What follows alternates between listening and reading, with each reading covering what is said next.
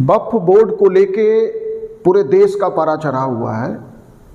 सरकार ने, केंद्र की सरकार ने 2024 में वक्फ अमेंडमेंट एक्ट लेके आई है और इसको लेके पूरे देश का राजनीतिक रंग जैसे चढ़ गया हो सारे देश पे।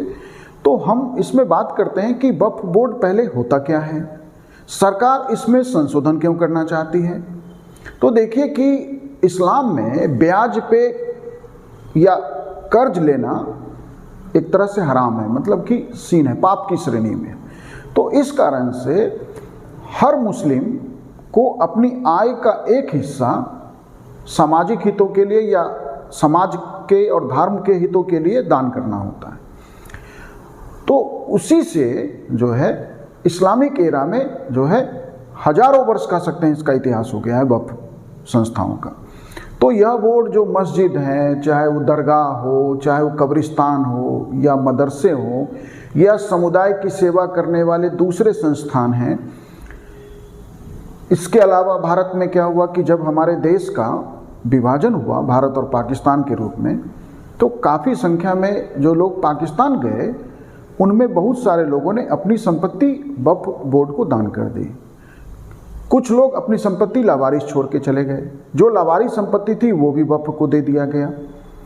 ऐसे ही जो है जो मालदार लोग हैं, रसूखदार लोग हैं, वो भी वक्फ बोर्ड को दान करते हैं। तो इससे क्या हुआ कि आज भारत में वक्फ बोर्ड के पास कहा जा रहा है कि लगभग 12 लाख एकड़ लैंड है, जिसकी बाजार कीमत लाखों करोड़ों में है।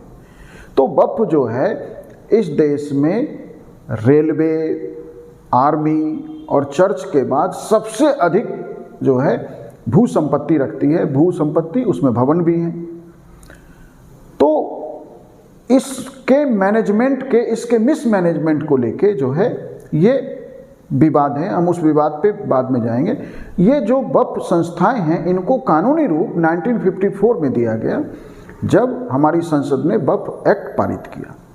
फिर 1964 में जो है सेंट्रल वक्फ बोर्ड का गठन हुआ अल्पसंख्यक मंत्रालय के अधीन। फिर 1995 में केंद्र की सरकार ने सभी राज्यों को कहा कि आप अपने अपने वक्फ बोर्ड बनाएं। तो इस तरह से भारत में जो है 2 शिया वक्फ बोर्ड, बिहार और यूपी में 2 शिया वक्फ बोर्ड हैं, को लेके कुल 32 वक्फ बोर्ड हैं आज पूरे भारत में, जो इन 12 लाख एकड़ जो ज़मीन है, जो भवन है, संपत्ति है, उनका रख रखाव, देख रेख, मेंटेनेंस करने का काम करती है। और जो राज्य वक्फ बोर्ड हैं इसके अंदर जो है एक अध्यक्ष होते हैं, राज्य सरकार का प्रतिनिधि है, जो राज्य से मुस्लिम समुदाय से एमएलए हैं, एमपी हैं, इस तरह से जो है इस्लामी विद्वान हैं से मिलके ये राज्यों का वक्फ बोर्ड बनता है। विवाद क्यों है?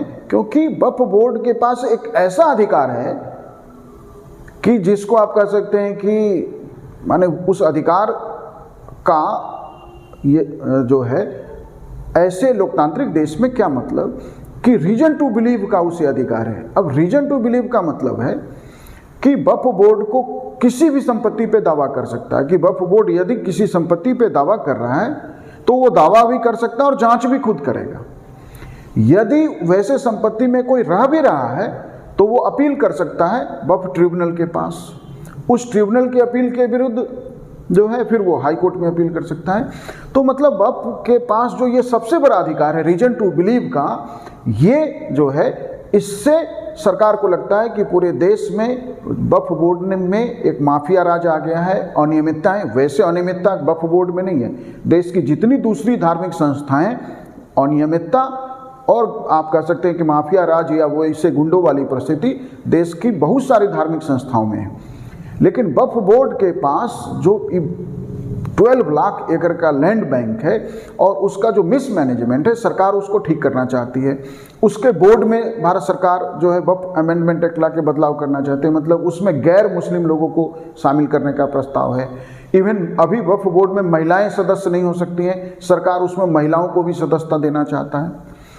इसमें सुप्रीम कोर्ट का निर्णय भी एक प्रॉब्लम है। सुप्रीम कोर्ट ने 1998 में यह कहा कि यदि कोई संपत्ति एक बार वक्फ संपत्ति हो गई तो वो सदा के लिए वक्फ संपत्ति रहेगी। इसका मतलब है कि उसे खरीदा और बेचा नहीं जा सकता है। तो वक्फ संपत्ति जो भी है उसे खरीदा बेचा तो नहीं जा सकता है, माने किसी का निजी मिल्कियत नहीं हो सकता है, निजी मालिकाना हक नहीं हो सकता है। फिर भी संपत्ति का उद्देश्य क्या होता है? उससे लाभ कमाना, उससे जो है बेहतर तरीके से जीवन जीने में उसकी मदद लेना।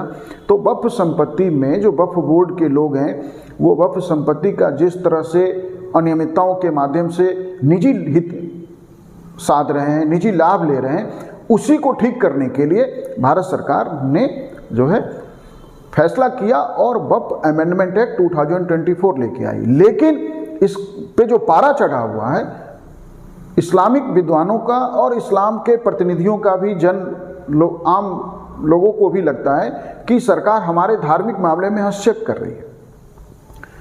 इसका कई राजनीतिक दल भी विरोध कर रहे हैं और इस पे एक कमेटी भी बनी है।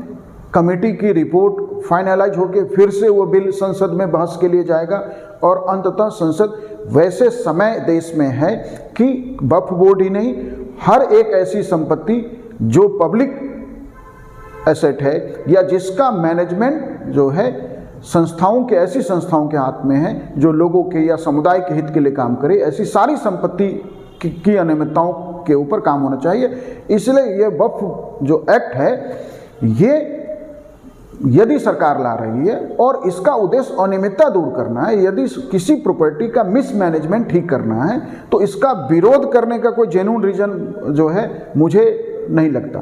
फिर भी जो है इस्लाम के एक बड़ी संख्या में लोग हैं जो ये मानते हैं कि हमारे धार्मिक मामले में हस्तक्षेप हो रहा है और वक्फ बोर्ड में संशोधन 95 में भी हुआ। पहले राज्यों के वक्फ बोर्ड नहीं होते थे, लेकिन 1995 में पहला अमेंडमेंट हुआ जो वक्फ एक्ट बना 1954 में, और उसमें राज्यों को कहा गया कि आप अपने अपने वक्फ बोर्ड बनाएं और सभी राज्यों ने वक्फ बोर्ड बनाए और इस तरह से आज भारत में 2 शिया बोर्ड को लेकर 32 वक्फ बोर्ड हैं। तो अमेंडमेंट समय की मांग होती है, बदलाव समय की मांग है। यदि किसी भी समुदाय की संपत्ति का मिसमैनेजमेंट ठीक करना है तो इसका विरोध इस आधार पे करना कि हमारे धार्मिक मामले में हस्तक्षेप है। सेकुलर कंट्री में सामाजिक विषय धार्मिक नहीं हो सकता, ये बात हम सबको समझना पड़ेगा। Thank you.